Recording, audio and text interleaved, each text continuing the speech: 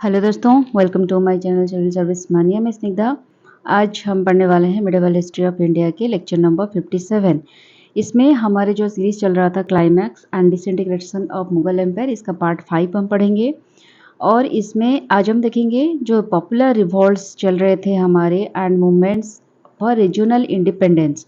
बहुत सारे कम्युनिटी के जैसे जाट्स हो गए, सिख हो गए, मराठास, राजपूत, ये सब अफगान्स, ये सब अपने अपने एरिया में रीजनल रिवॉल्ट्स बनवा रहे थे फॉर औरंगजेब।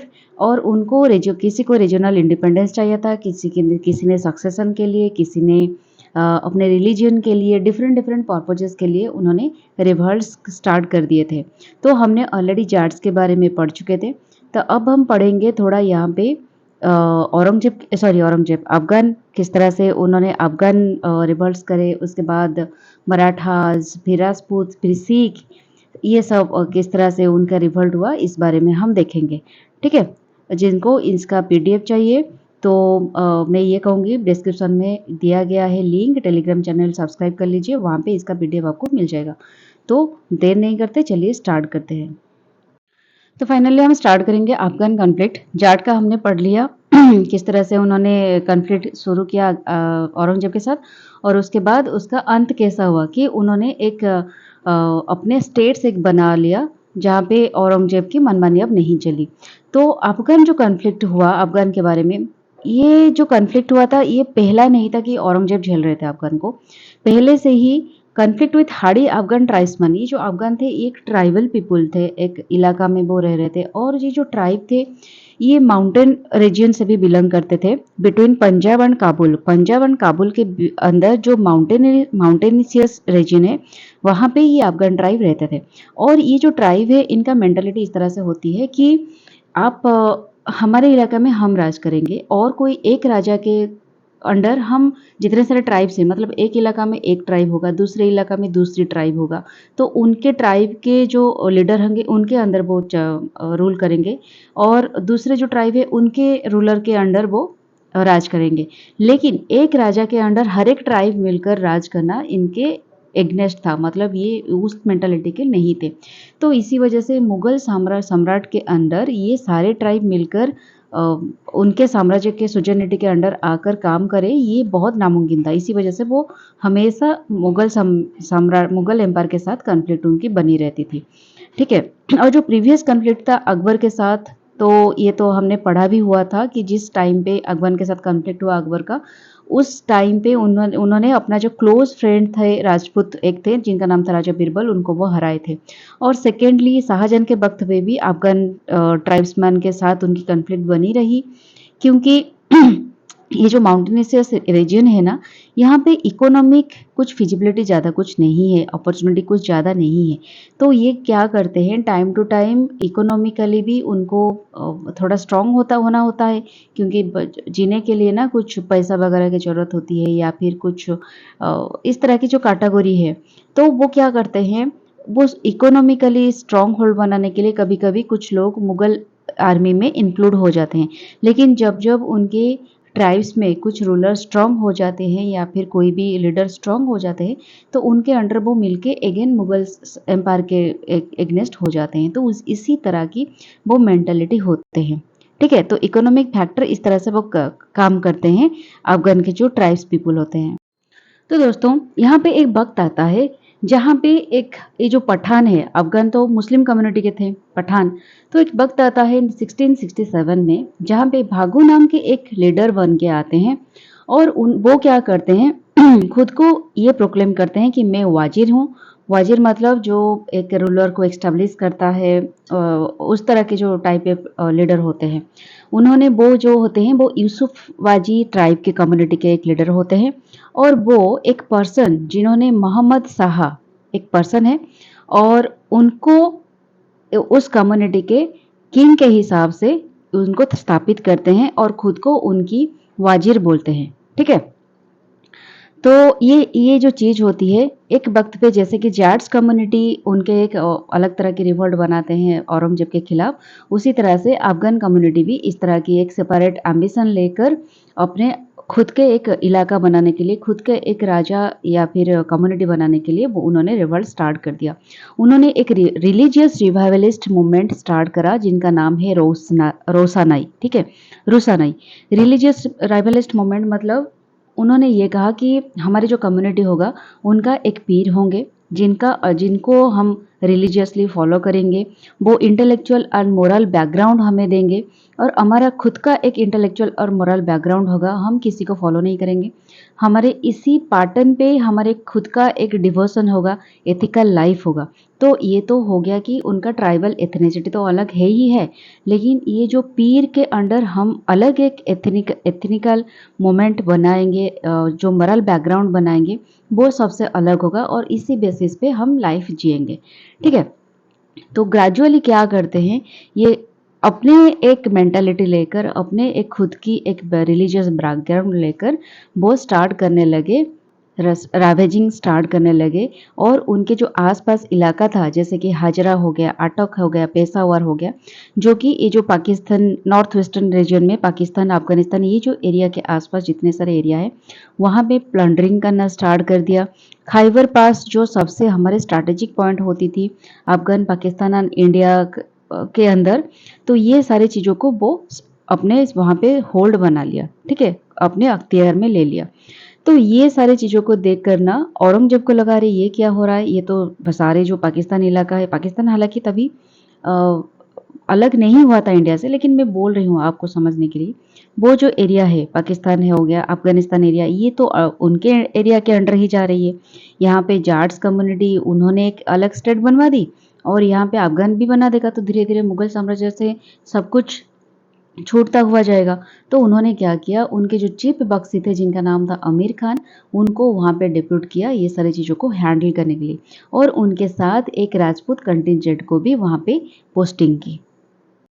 तो फिर क्या होता है, वो जो आमिर खान आए और उन्होंने जैसे तैसे करके ये जो बैटल हो रहा था भागो के नेतृत्व में उसको उन्होंने दमन किया, ठीक है?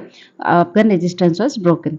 तो उसके बाद क्या होता है, 1671 में औरंगजेब क्या करते हैं, महाराज जसवंत सिंह को, जो कि एक रूलर ऑफ मारवाड़ थे, मारवाड़ के रूलर थे और ये तो एक राजपूत भी है, तो उनको अपॉइंटमेंट वहाँ पे कर दिया, डिप्लॉय कर दिया, जो कि जामरुद के थानेदार के हिसाब से वहाँ पे अपॉइंटमेंट हो गए। जैसे कि आजकल के ज़माने में हम एक पुलिस स्टेशन बना देते हैं और वहाँ पे जो भी थानेदार होते हैं उस जगह के नेतृत्व करते हैं, उसी तरह से महाराजा जसवंत सिंह वहाँ पे नेतृत्व करने लगे।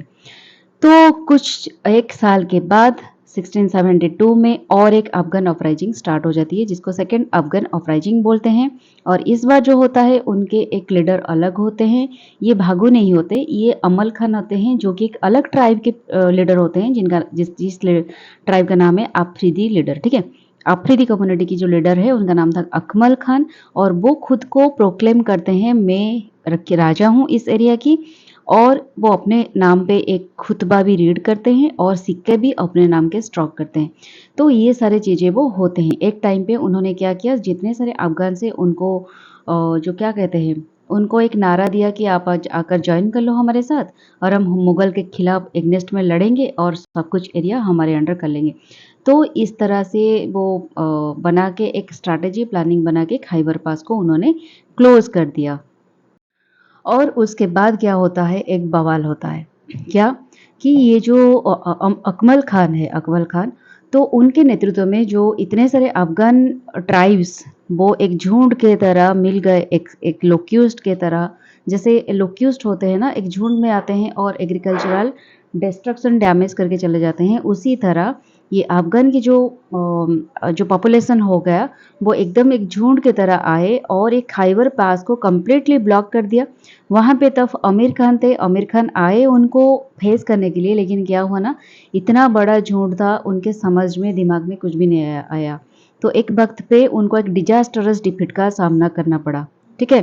तो आमिर खान जैसे तैसे करके वहाँ पे एस्केप कर गए, लेकिन उनके जो 10,000 मैन थे, आर्मी थे, वो कहीं ना कहीं वहाँ पे दब गए, मतलब उनके अंडर आ गए, वो जो अफगान के अंडर, अफगान के जो चक्कर में आ गए। तो उसके साथ साथ कैश एंड गुड्स जिसका अर्थ था लगभग 2 करोड़ रुपीज, वो भी बाय द अफगान्स लूट हो गए, ठीक है।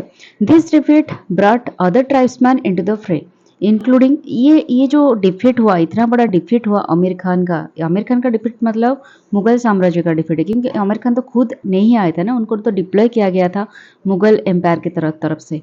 तो ये क्या हुआ, ये जो इतना बड़ा डिफीट हो गया जिसके चलते और एक उनके ट्राइब्समैन थे अफगान का जिसका लीडर थे खुसर खान खटक, ठीक है।